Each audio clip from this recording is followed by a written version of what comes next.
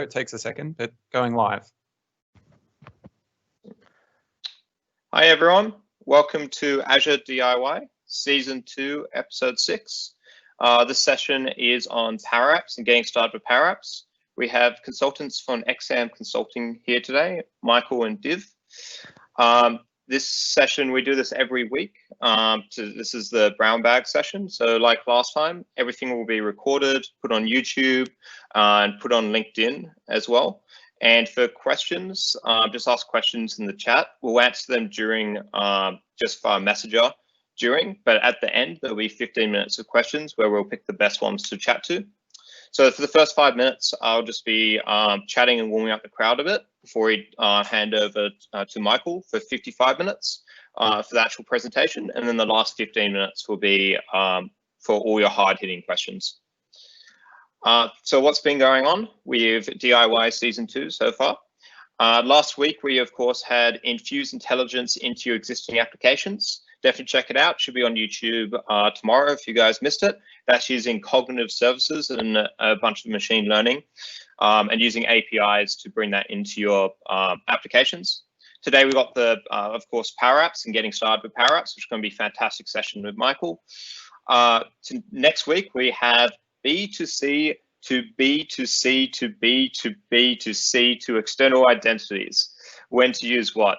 It's meant to be a confusing title because that's a very hot topic for a lot of our customers on what's like when to use what. So we got someone called Tristan presenting next week from the actual product team itself and on identity. So that's going to be a fantastic session, especially to see what's happening in the space. Please, if you haven't already, join our LinkedIn community. We're going to be posting updates on that. You can register for everything on there as well. And we'll also be posting the videos and eventually doing putting blog posts up. And eventually, hopefully we'll be broadcasting to LinkedIn Live sometime in the distant future once the capabilities are there, which is going to be a lot of fun.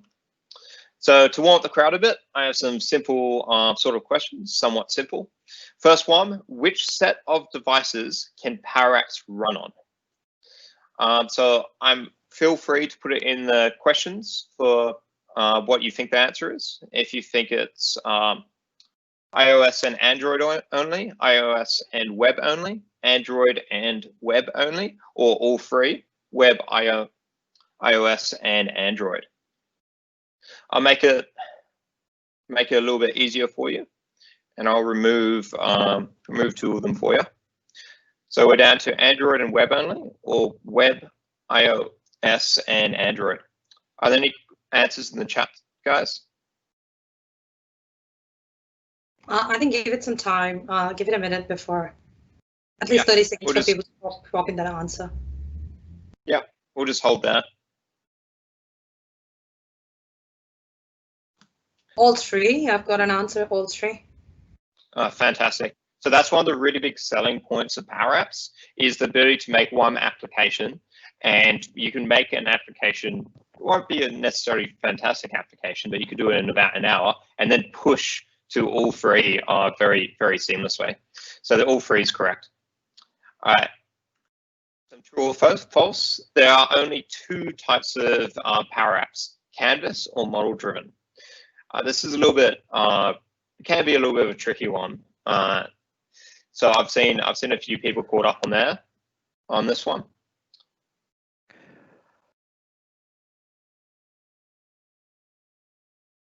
Let's give that a moment for some answers.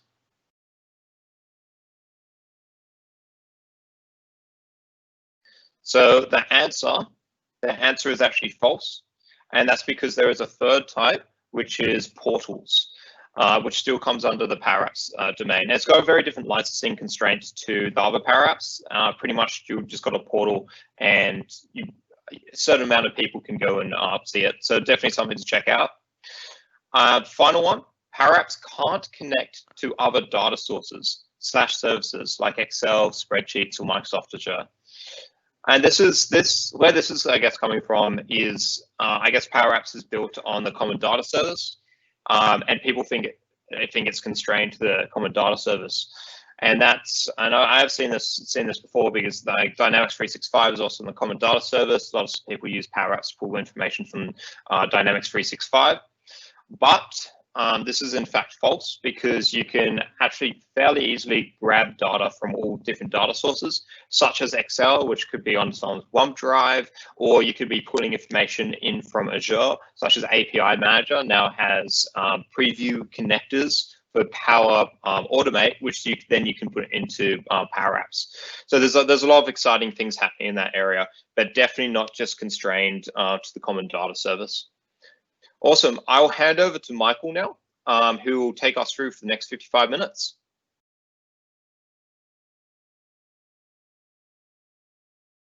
All right. So just let me know when you can see my screen.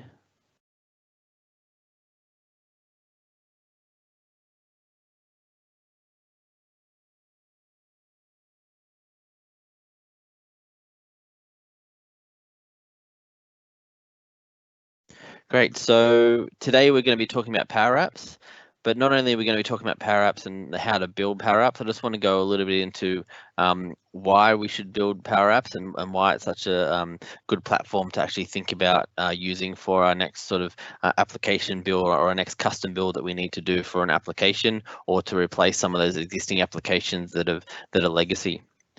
So the presenters today are myself, Michael Ridland. I've been using Microsoft technologies to solve business problems for 20 years. I really love using technology to solve business problems and to help businesses move forward. Also a Microsoft MVP. We also have Divi on the call, who'll be doing a great demo for us. So he's a lead consultant with Zem Consulting. He's got extensive experience in Microsoft technologies across multiple industries. So just to give you a bit of a background into Zam as a company, we specialize in Microsoft technologies to deliver end-to-end solutions. Primarily, we're around that application space. So we're building custom web applications or custom mobile applications, cloud native applications on Azure, and integrating those applications with different systems.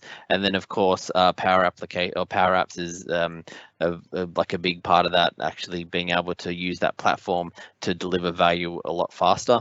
Microsoft Gold Partner as well in application development. We do a lot of work for some great customers, love our customers. But while we're here is to talk about PowerApps. And I think it's really important to actually talk about the challenges that we have when building PowerApps as well. I'm sorry, not the challenges that we actually have in businesses and in IT at the moment, because we have what we call the digital divide. So the business, they need rapid innovation. They're coming to us all the time for new applications, for new programs. Their expectations are getting higher and higher all the time. They need to be able to connect with their customers. They want to engage there and empower their employees, and they need to be able to have that data so they can make decisions. And then on the IT side, obviously there's only a limited amount of budget to go around. A lot of that stuff is just for keeping the lights on, and the demand for mobile is about 5 times the capacity of the IT at the moment. So not only that, we have those challenges in the overall IT environment, but then the challenges in building custom or business applications are vast. And you probably know that you've probably got lots of applications there that are hard to maintain. You need to hire lots of developers to help maintain them, to keep them updated, to modernize them. So if we look at like some of the challenges, like budget constraints, do we have the resources to be able to do this program of work? Lots of paper processes across lots of businesses.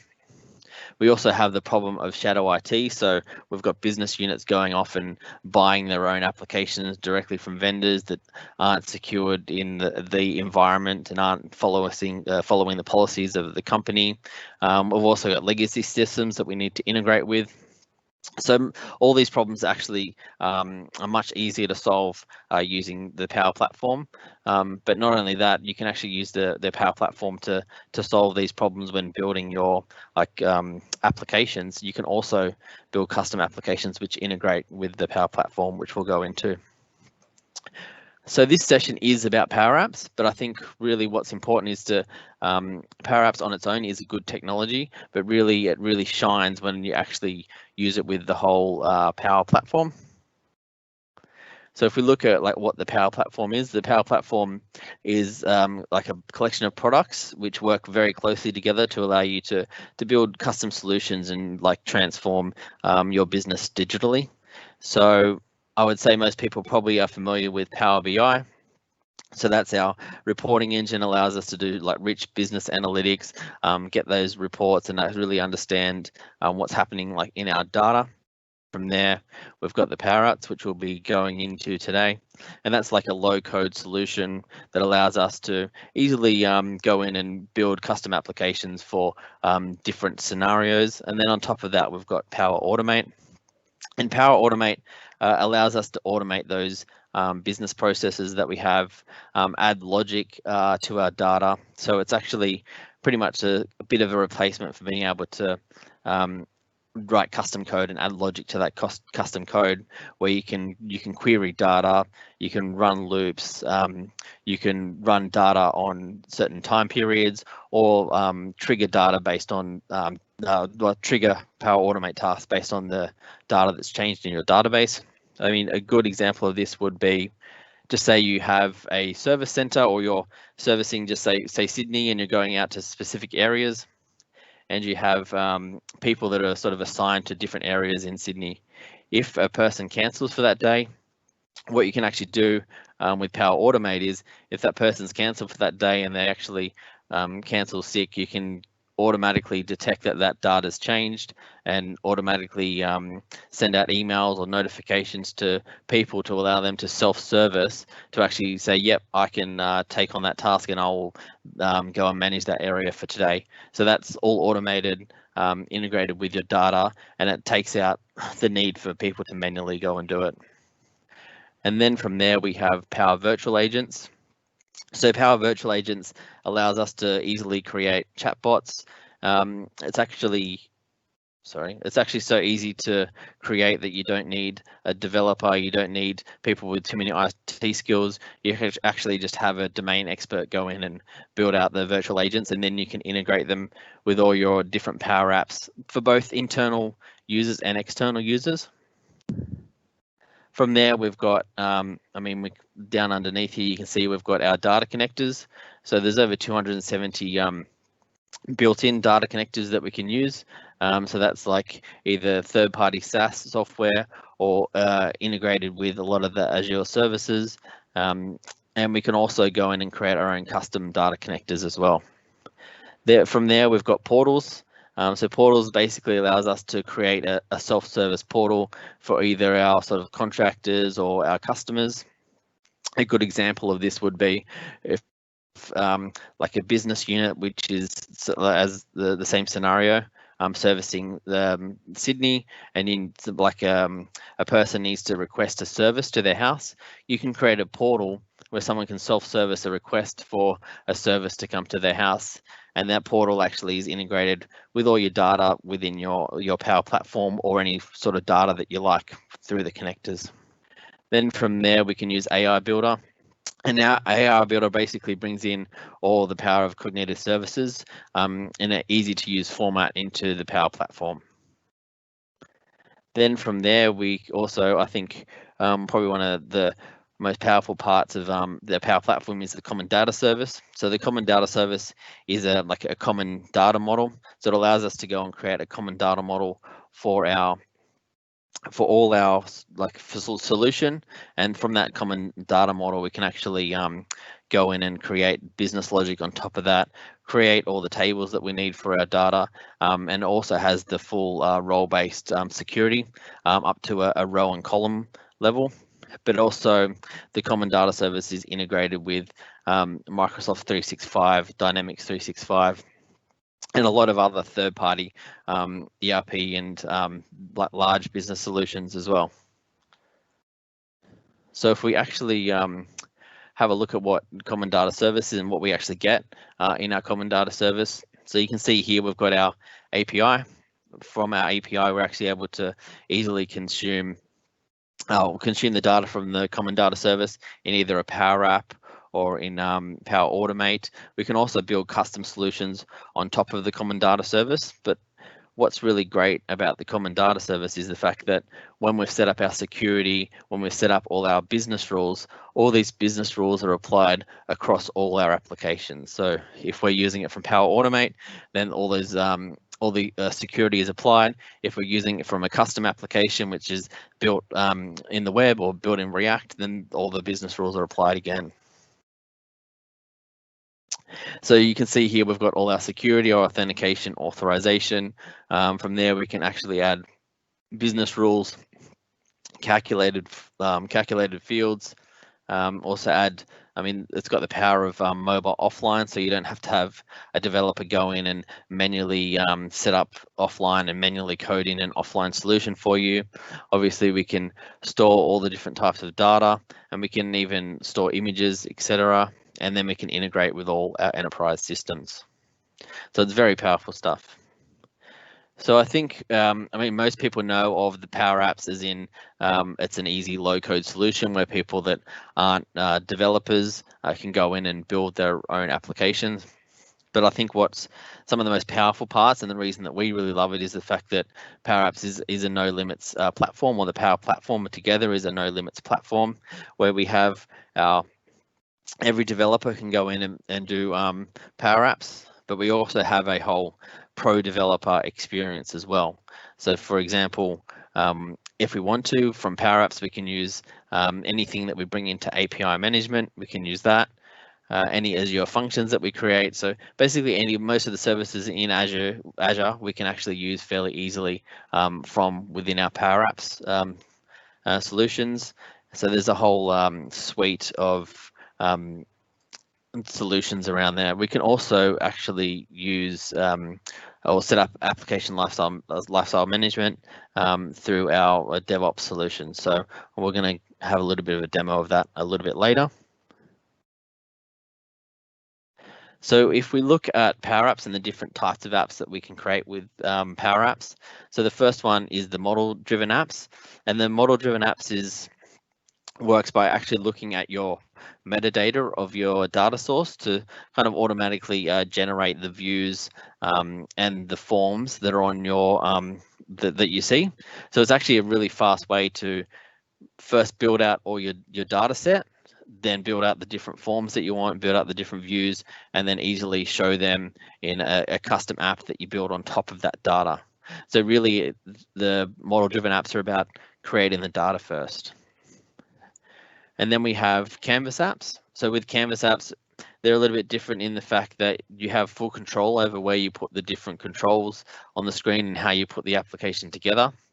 But it does take a little bit longer to actually build out a Canvas application. You have to sort of manually go in and decide what pages you want to put on the Canvas application, manually code in the navigation, and also connect it to those data sources manually.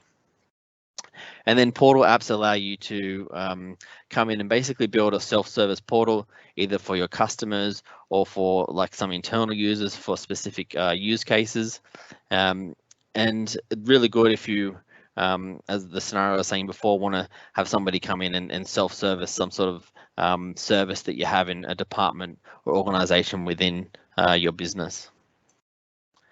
So I'm just going to hand over to Divi here, who's actually going to take us through our first Canvas app, and he's going to sort of take us through the how to build our first Canvas app. So thanks, Divi. Thank you, Michael. Let me share my screen.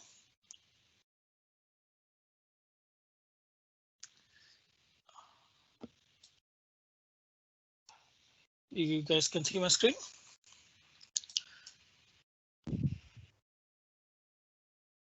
Let me know. Yep, just take a second to swap the picture over, but we can see the screen. Yep. Okay. Hello, everyone. Welcome again. I am Divikaran Ravela, one of the lead consultant at ZAM Consulting.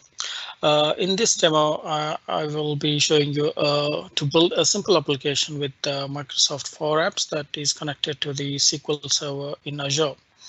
So if you ever wanted to create a simple application for internal users to communicate and to write back to a simple table, for example, in this demo, I'm going to create a simple timesheet application where you can add a user, add an employees, for example, and you can add the associated time slots for that particular employee. And for that, to get started, we need to start from the PowerApps, right? So to get started with PowerApps, we need to go to the PowerApps.com, and you will be given this, greeted with this page where you can sign in, and you can try it if you want to for free. And then for this demo, what I'm going to do is I'm going to create a database in the Azure portal, and for that I've already created a database called PowerApps demo, and that is currently pointing at this server name. So what I'm doing is like I'm going to bring up my SQL database management studio, and you can see here at the moment I'm connected to this particular server. So to connect, obviously you can go and connect to using the server name here, which I grabbed from the Azure portal, and you can log in using the authentication details, and that should give you all the databases that you have created. So we are interested only in the PowerApps demo database, which at the moment it contains two tables. One is the employee and the other one is the timesheet. So the employee contains the ID, first name and last name, and the timesheet contains its ID and the job date time, which is for its hours, notes, and the employee ID, which is connected back to with the foreign key relationship with the employee table. So at the moment, if I run these two tables, I have this data, which are these, and the idea is to start the Canvas app from the data. So to do that, we have to go back to this make.powerapps.com, and that will require you to log in with a Microsoft account, and which you might have created here, and you can log in. So you'll be greeted with this page. You can see that where you can start from data, and in this demo I'll be using the SQL Server, but apart from that you can also make use of other data sources as well, like SharePoint. There's an Excel, there's a common data services which Michael shared already, and there are a few other data sources as well that you can connect to it. For example, you can connect to let me bring that up. So if you go to the new connection, you can also connect to Amazon Redshift, or if you wanted to connect to the Oracle database, or even the SQL and Teradata as well. So there are a few, these are some of the data connections that you can create. And you can also see that this page is now created with these two types of apps, but there's also a portal version as well. So there's a Canvas model driven app and also the portal app as well you can create. And you can look at all the applications that you have created here too. And if you look at the left hand side of this the screen, you can see all the options that you have that you can do to create the app. So from learn, if you go, you can learn everything about the PowerApps, and the apps will list all the applications that you have worked very recently. When you go to create, you can obviously same options. You can get these apps to create PowerApps, and again with the start from data as well. And if you drill down, go down a bit, you can see chat bots and also AI builder. So there are a few other types of these are the things that you can add to the PowerApps as well. And any solutions that are there, you can look at the solutions. So looking at this one, let's start with the SQL Server, which we already have, and let's connect that one. And once you click on the SQL Server, obviously you are greeted with this. And if you're new to it, you won't see any of these connections that you see on the screen, but it will be empty. So to connect to it, you go new connection and select the SQL Server that you wanted to. And you can go and select the SQL Server authentication or any other types of authentication. In my case, I've selected SQL Server authentication. I've added SQL Server name, which again comes from the Azure portal here. So you need to copy this and go back here and add the database name and username and password to connect to it. So in my case, I have already have the connection. So I'm gonna pick this one, and the moment you select it, it will give you all the tables that are available in the database. So in our scenario, it's only employees and the timesheet. So the moment you click on the employee, so I'm interested with the employee. I want to start with an employee table. So that's why I'm starting with an employee table.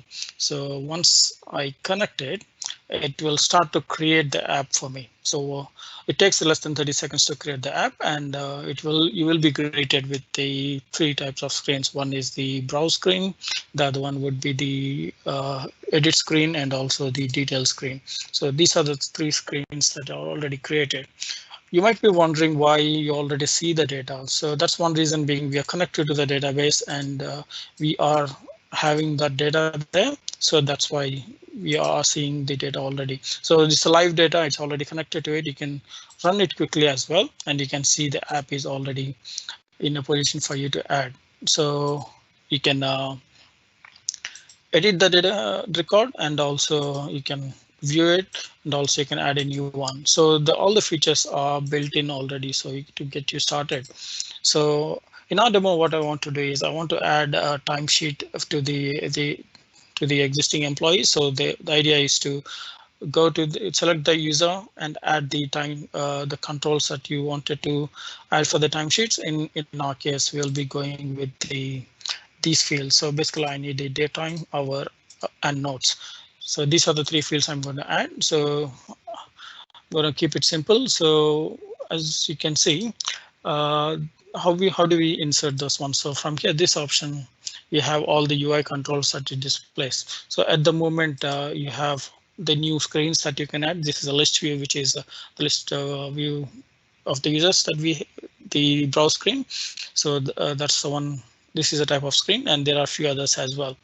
And they can add a label, and there's a button as well. And there are different types of textual data, and also the input controls as well, and few others too. So in our example, I'm going to start by adding a date picker, because I want a user to select a date which goes into the job date time field. And I want to add another input, and that will be input text input. And I will do another one, which would be for the notes. So let me drag that down. So all you need to, as you see, like we can click on those control, it will come up on the screen. And now what I want to do is I need a button that will actually submit the timesheets to the exact database. So if I go and type in, let's say, submit timesheet, let's resize this one a bit. Yep. And you can see here. So when you select these controls, like each control has different set of properties, right? So for example, in the daytime control, you can see here there are the properties that are available here. So the same set of properties are also available for you in this top down as well. You can do in either places. And if you go to the advanced, you can find what are the actions it can do. For example, on select or on change. And also you can always assign a default date or different time zones and the format of it. So those are the things. And when it comes to the text, there are a few as well. So similar set of properties, changing the colors and the UI, and also some actions where you can change how you want to do it. So at the moment, I'm going to remove this default because this is an hour. So I'm going to add 0 as the hint text. And coming back here, let's do the same for this. And I'm going to say hint text as the notes as an example. And what I want to do is, since I will be using these controls during the submission process, I want them to be named properly. So if I go back in here, so this control, let's rename that to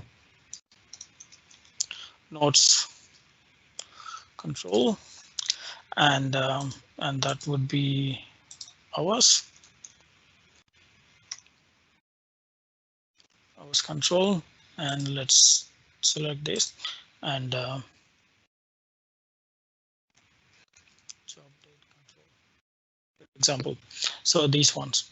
So at the moment, how do I submit it? You can see here when we select this particular screen, you can see this is connected to the employee data source or the table in the database. And but what I want to do is I want to submit to the timesheets one. So what I need to do is, for that, I need to connect that particular table back to the app. So to do that, at the moment I have employee, and to add a timesheets, I go to connector, and we have to select the SQL Server, and you will be listed with all the connections that you have. So if you hover over it, it will give you the database and the server name that is connected to it. So there are a few ones. So the one I'm interested is this one. So the moment you select it, it will give you the options to select the table that you want and select the timesheet that we need and say connect. So once that is done, and you can see the table is also connected now. And now on the submission of this button, I want to do the it should go to the database, right? So for that, what we need to do is there's something called as patch function. So patch is something that inserts or updates the existing into the database actually. So what we need to do is, like with the patch, we need to give it takes in 3 parameters, and one being the table.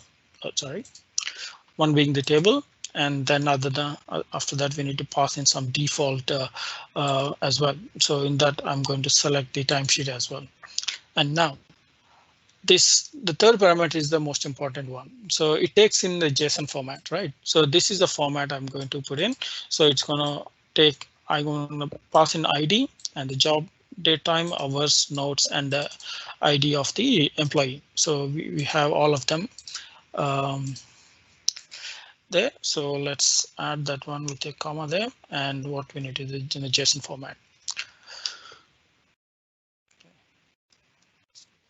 And let me pull this one a little bit down. You can drag it as well. And here, so if I start typing in ID, the property name will come up here. So here, what is an ID? So in our database, it is incremented by 1. So I'm not incrementing that in the database itself. So I'm going to do it from the app itself. So what I need to do is, like, if I say, like, there's a function called last, which will take in the table name, and you say close that, and it will give you an ID field as well. So I want to increment by 1, whichever is the last one. So I have incremented that one with a 1, and now I need the job, date, time. So this is another property from the database again. And now, so where is the job name? We already named the control, right? So we have a job date control, and that will contain the selected date in it. So it's going to pass in that as well. And now the other one is the hours, and this we need to pass in the hours control. That's the hours control, and this is there's a text in it, but our database is expecting it to be as an integer. So the thing this control gives us in a textual format in a string. So there's another function called as value. So what value does is it converts a string into an integer, and that's also a problem. And another one is the notes. So if you go and look for notes, and again, the control name that we gave it as notes control. And here we don't need to do any conversion because it's already a string.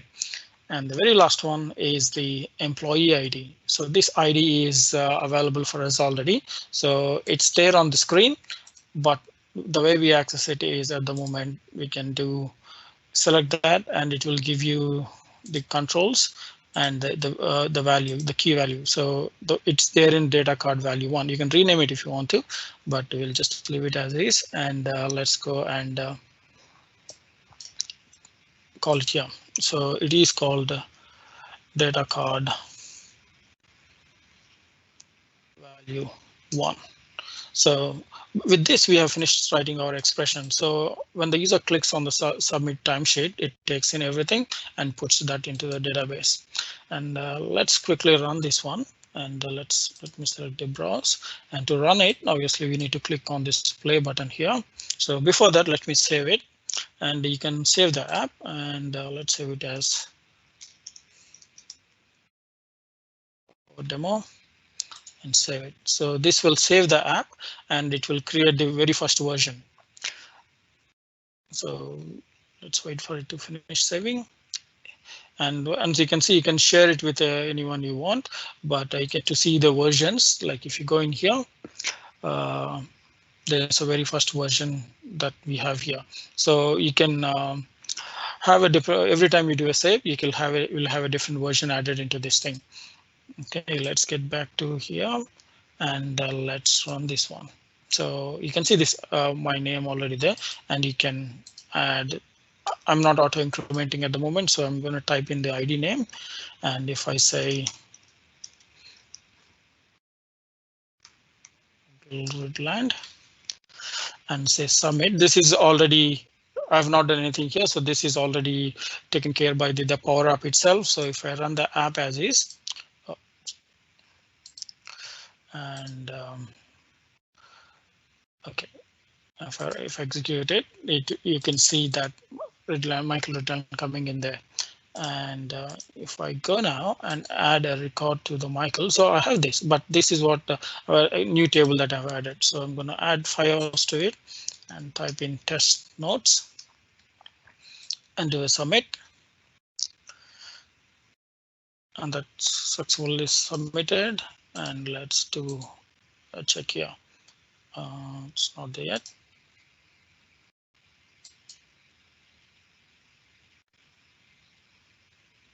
Okay, let's check that now. Okay, it's let me see if I'm running this.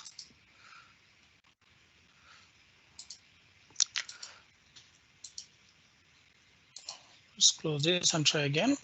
And let me check the detail. There's something wrong in here. It shows as an error. So let's go in and see what's happening. So it is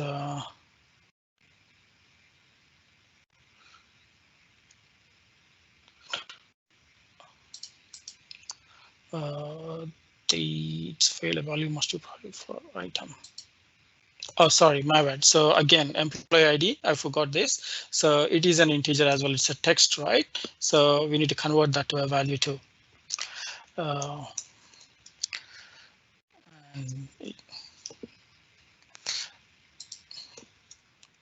now let's save this and run now. Yeah, so go back to Michael and try to add now. Submit.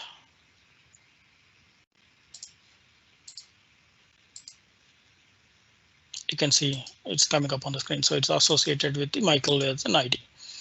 Yeah, that's a quickest way to create an app. So usually if you want to create it by custom, it really takes a long time, but using PowerApps it's really quick. And I hope you guys enjoyed this demo. Back to Michael. Great, thanks, Divi.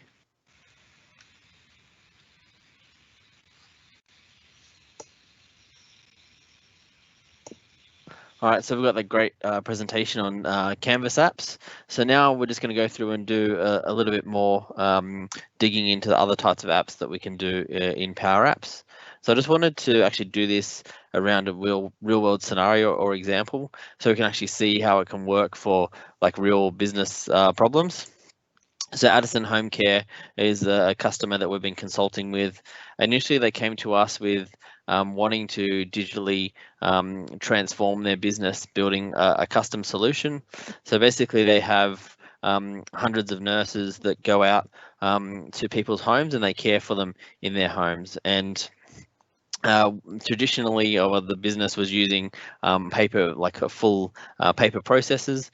So each day that a nurse would or a carer would go on to a person to care for a person, they would take the progress notes and they would have to take the care plan. So everybody that actually has a carer has a plan that's associated with them. And for that care plan, when the person's on site with the patient, they actually need to do the full progress notes, and all these progress notes need to be tracked. Some of the other problems that were in the business were the fact that if people cancelled, cancelled early in the morning for their session that they had for the day, then it was a manual process to go around and call lots of other people and see if they were available.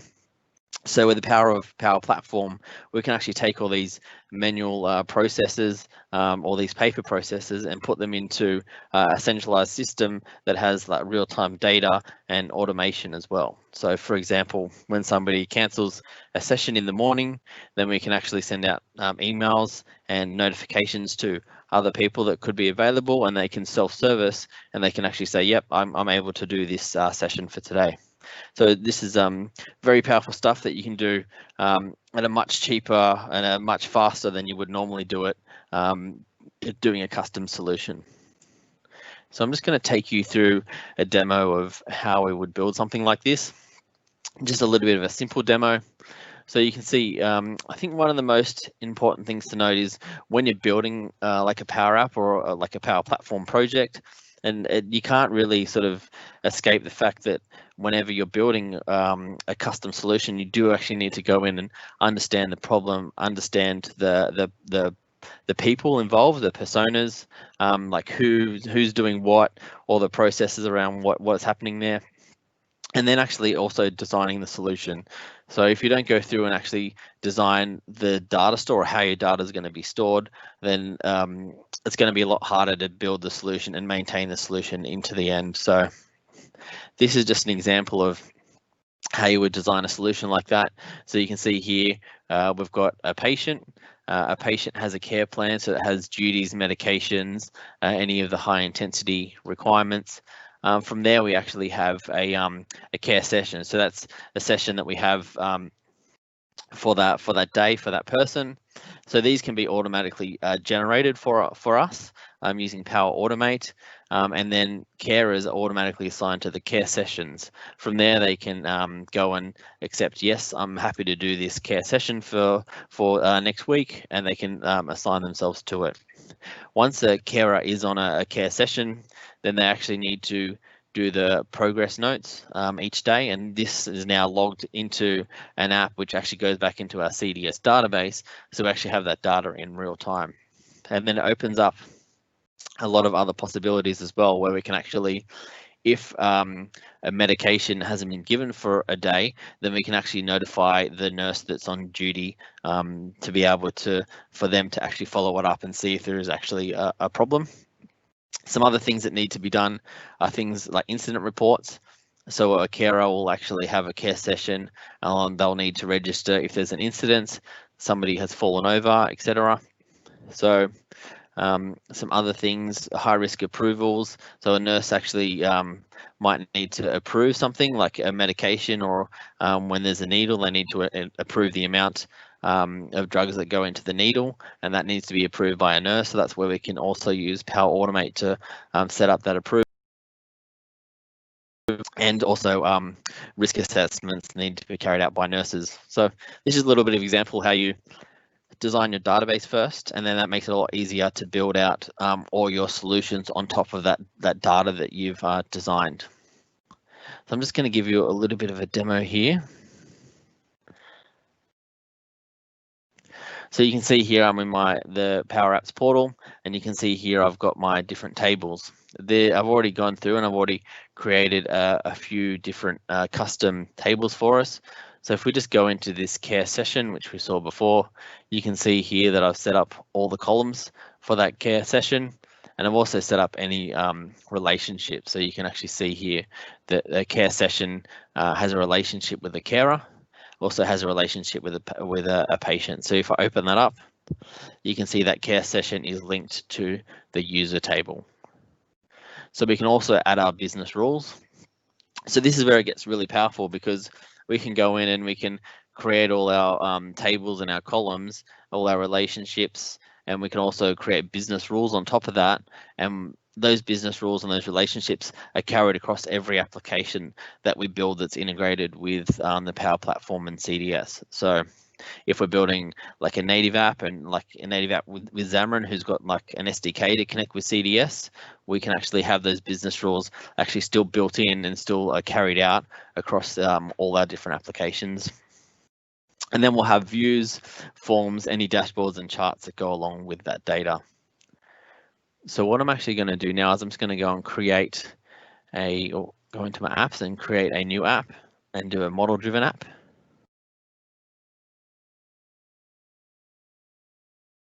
So I'm just going to do my first model.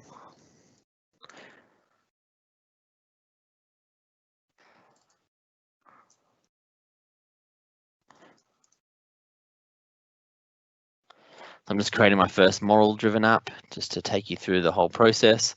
So when I go in and create a model-driven app, it's actually quite confusing because it doesn't look like any type of app you've ever seen before. But this is actually, rather than going and designing an app from the ground up or from how you would visually see it, we're actually doing it from the entities and from the tables and from the data that we've actually put into our database. So I'm just going to go through and I'm just going to add all my care data entities. So I'm going to add my session, add the care plans, the care plan items that go with it. Also going to add my progress notes.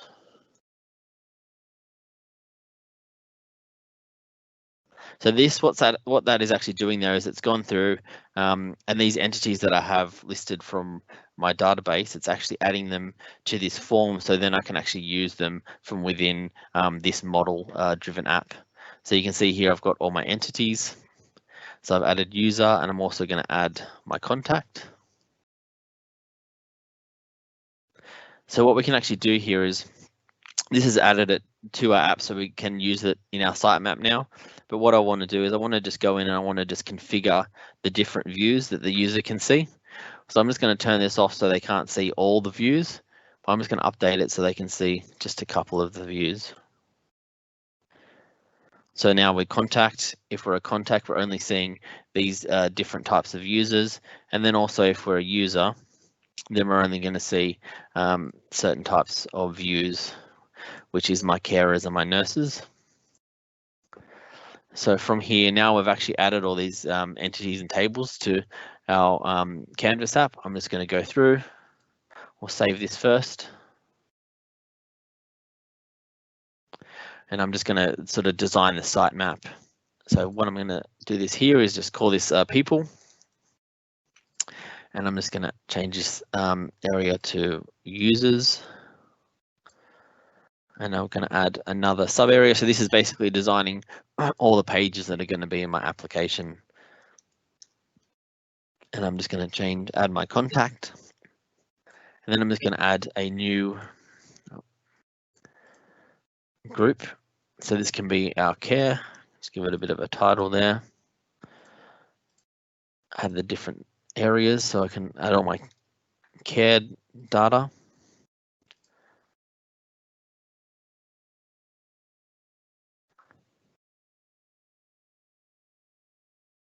Make sure I get a different one there.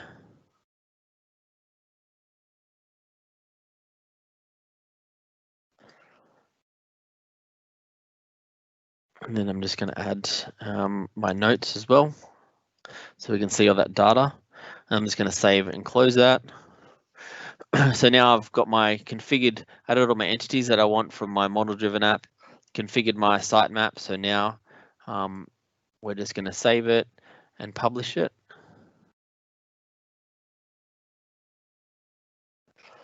And then we can open that up. And you can see here now we've got our full app where we can go and see our carers, see our nurses, which are our internal users, and then also our contacts, and then all the data that goes around our business processes and the data that we need to store for our company basically. So you can see here, if we look at the care plans, then if we go into Peter's care plan, then we actually see sort of the top of his care plan, we can see that it's linked to have an owner, to have a patient, which is Peter, and then all the different items that go with that. So just to give you a bit of a demo of how, if we wanted to go and add more tables and entities, what I'm going to do is, because we actually don't have any of that incident reporting at the moment, I'm just going to go back to my editor. I'm just going to add a new table. Just going to call that incident report. Just give that a title. Create that. And then I'm going to add my different columns. So we want an incident date. And we want that to be a date and time. So obviously these are all there's a vast number of different data types that you can use when you're creating your different columns on your tables. So you can see text area, emails, all the different types of numbers, but you can also add files. So this can be any type of file, any images, also any lookups as well. And you can create your own lookups that can be reused throughout the application. So I'm just going to make it required to have an incident date as well. Add another column. I'm just going to call this description and make that a text area and make that required as well.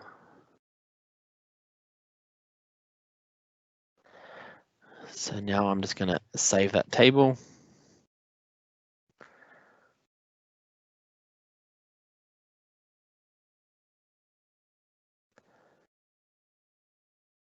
It's been running a bit slower today. So this little, you'll notice that you're only seeing a couple of columns, but actually there's a lot more columns that go up into your entities.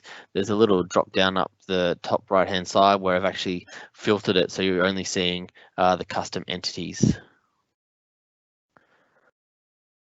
So you can see here, if I change this, I can see all the different ones.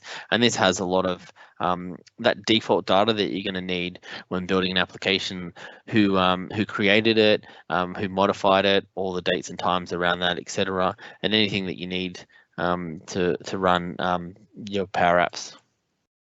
So you can see here there's some relationships that have already been created for us, but I'm just going to create another relationship, because we want to have an incident report and we want it linked to a customer or a patient. So I'm just going to add a contact here. I'm just going to say that's the patient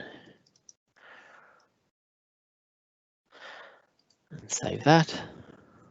So now we've set up that relationship.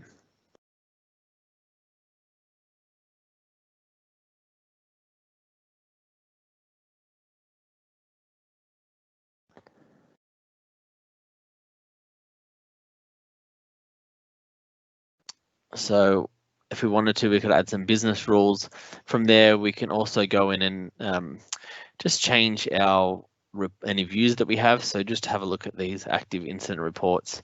And I'm also just going to open up this form that we can edit. So you can see this view here. I just want to add these new data types that I've created and just put them in there, just so we have our form that when we actually put it onto our app, then we can actually see these forms and use these forms.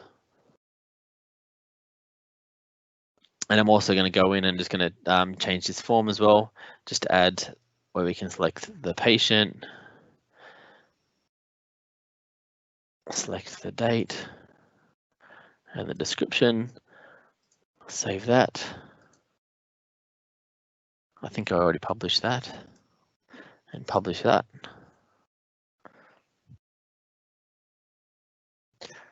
So now I'm just going to reload this screen so I can go and start using my incident reports from here. And I'm going to add my incident report entity.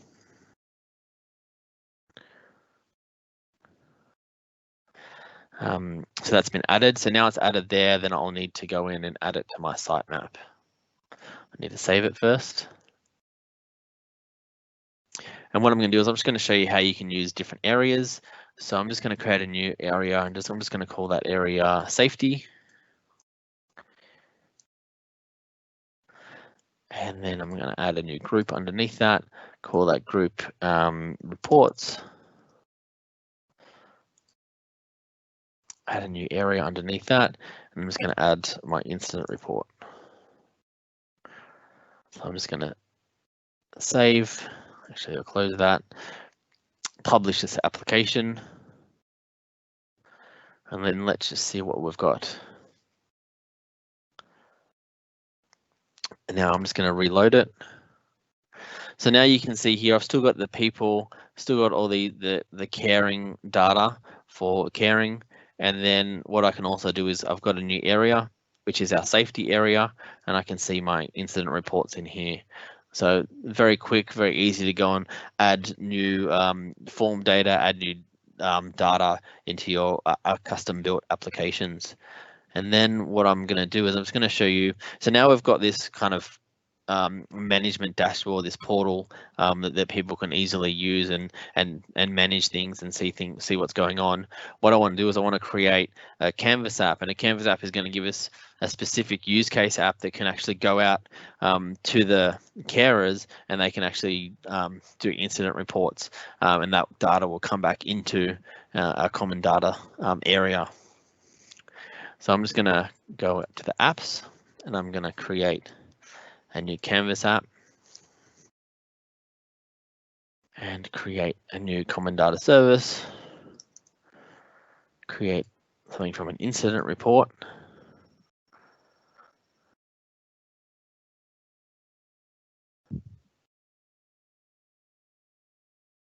So you can see here, this is just a Canvas app, what you actually get out of the box when you connect it with a single piece of data. But what we can see is this app can now be sent out to people, the carers, and they can go, okay, Michael fell over on the stairs. Put that in here.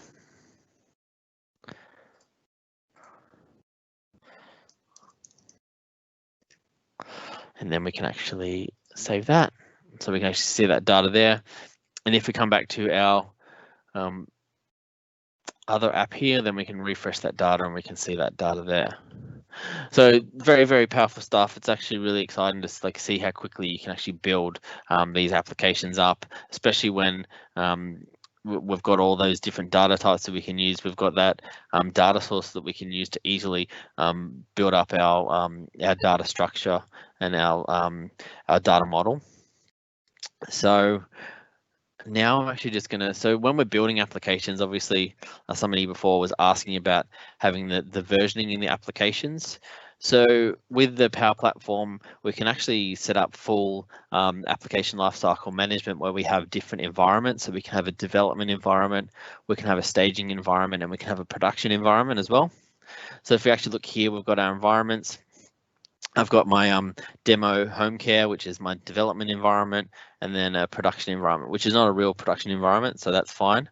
But what actually happens when you actually build out your solutions and build your apps, build all your data, then all that data and all that metadata configuration actually goes into a solution, and then that solution can be exported, put into a Git repository, and then published into a different environment. So if I'm just going to open up my DevOps pipeline here, then I can see that my first one takes my solution from a connection to, so first I've installed the Power Platform extension to DevOps, and then every time I want to use any of the DevOps things, I need to install the tool. And then from here, I actually take out of my development environment to take the solution that I want, unpack that solution, and then I've put it into my repository. So if we look through here, you can actually see all the configuration that I've got for all my different entities, etc. So then from there, once it's actually we've got it in our repository, then from there we can actually go and we've actually just got it in a form that can't be deployed at the moment, which is unmanaged form. So what we want to do is we want to take that code, put it up into like a solution, and then build it and download it as a managed form.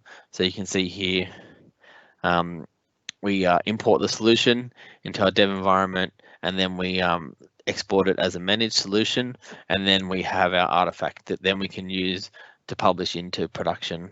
And then we've got our releases that we've set up here. And yeah, this is very simple, where we're on the build managed solution. We take the data out of that, we use that, and then we import that solution into our production environment. So that's just a bit of a introduction to how you can actually set up your ALM with PowerApps and do it the right way, especially if you're doing a really big project.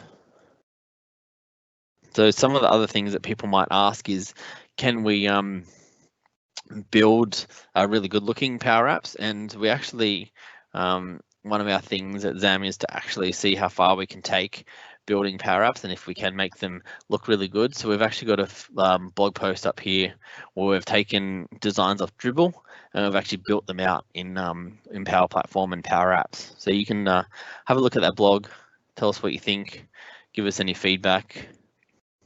And I think one of the great things is if you can't get the user experience that you want in the Power App, if you're using CDS and you've got a lot of management portals and have created 10 apps with your 10 Canvas apps for specific use cases, but then you have a requirement for like a beautiful native application, then you can still actually do that, and you can still integrate that with your core data source and your core solution with your Power Platform.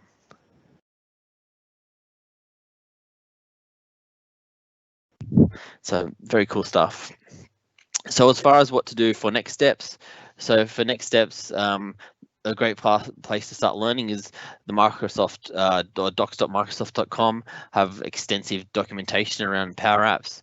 There is some great learning resources on and Microsoft Learn, and then also for the latest updates of releases, etc. Then you can go to the blog. If you want to contact me and ask any questions, then feel free to send me an email, michael@zam-consulting.com, or connect with me on LinkedIn. So I guess this is also questions. So let's just have a look at some of the, see if we've got any questions there.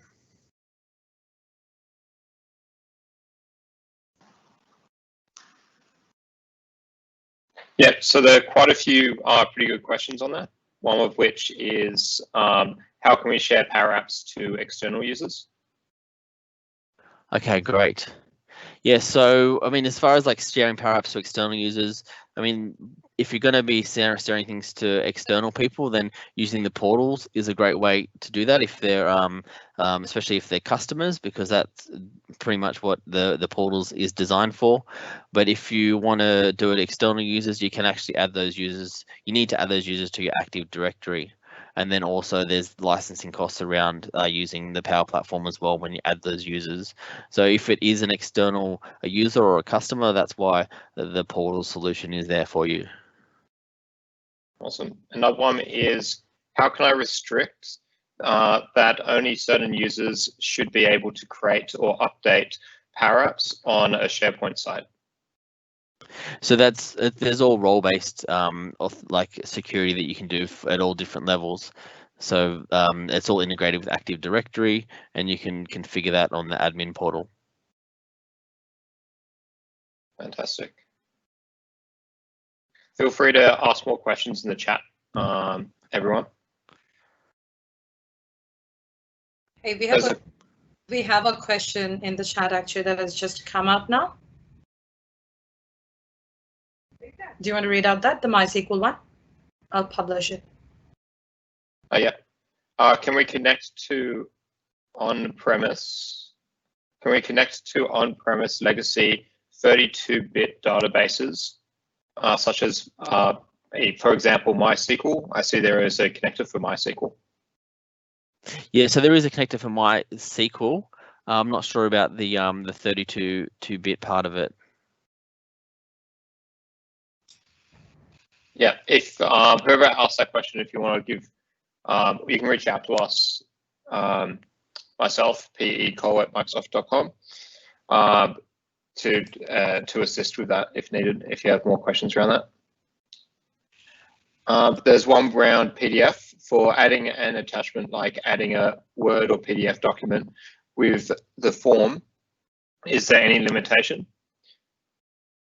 So when you're uploading a document, then you can upload any type of document, but when you're viewing it, there is like a few limitations. I think you added a link there as well. Yeah. Yeah, so it's based off where you're hosting that PDF, pretty much. Yeah. Maybe I'll jump in and ask a question, because this is a common question we always get about, okay, with the Power Apps, we need to integrate with Flow or Logic App. There's some way we need to have a connector back to the databases.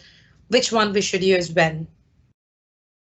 So what was that? If we're using... So for example, if I need to use Logic App or for example, I'm connecting with, say, Dynamics 365, or I'm connecting with SAP system, or I'm connecting with a database. I need to build some APIs around that.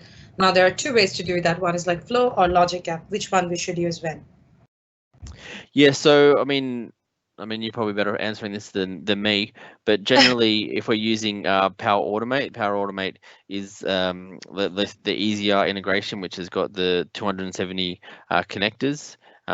Whereas if we're using Logic Apps, then that's more of a developer-based experience. Yep. So I'll just add to that. So if you're working on anything enterprise grade, stick to a Logic App for obvious reasons. But if you're doing something you're custom, for example, whenever I receive an email, I want to get the extracts out of that, push it into OneDrive or something like that. In those cases, try to use Power Automate. Yeah. Yeah, so this is where it comes into sort of like citizen developer and people building their own solutions rather than developers building the solutions. Yep.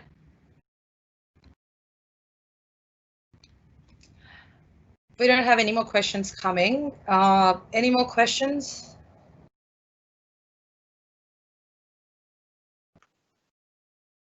There was a question around ERPs. You mentioned ERPs other than Dynamics 365 can be accessed or subscribed to the common data service. Is there a list? Well, there is a list. Shree's actually answered that in the chat, but it includes D365, Salesforce, and SAP. I'm not sure if you have any insight in that, Michael, for connecting external ERP systems to common data service. Yeah. So the main ones are like Salesforce and SAP. I haven't heard of any other ones people are connecting to. Yeah.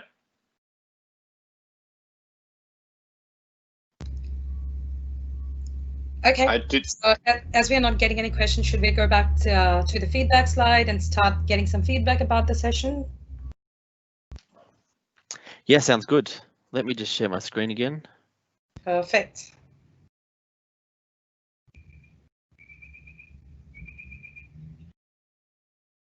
And also please join our LinkedIn page and let us know if you have any questions about if you're building a new Power App. Obviously, go and try to build a new Power App. And if you have any questions around that, then let us know that whatever we'll come in and help you guys with those things. So also, we look forward to all the feedback. Please provide your feedback because we are again now thinking about creating a season 3 for you guys. And would love to hear what exactly you like, what you don't like. So here is a QR code. We'll give some time for people to use their cameras to put in the feedback. Sounds good. So I'll do it as well, and I'll just say like it's 5 out of 5. You can go for 10 out of 5. And that's it, I think. And then there's one more, which is the LinkedIn community. Absolutely. This is a must. Join there, and all the recording of the video, as Peter said last time. So all our recordings are available there. Also, you can reach out to us from there. So this is pretty much the channel that you should be using. So yeah, share it with your friends and everyone.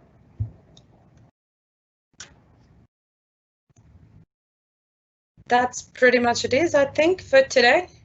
Great. Thank you, everybody. It was really exciting to present PowerApps to you, and it's a good technology, so go and check it out. And if you have any questions, then feel free to ask. Yeah, thank you. Thanks, Michael, and thank you all for joining. We'll see you guys next week. Thank you. Thank you, everyone. Thank you. Bye.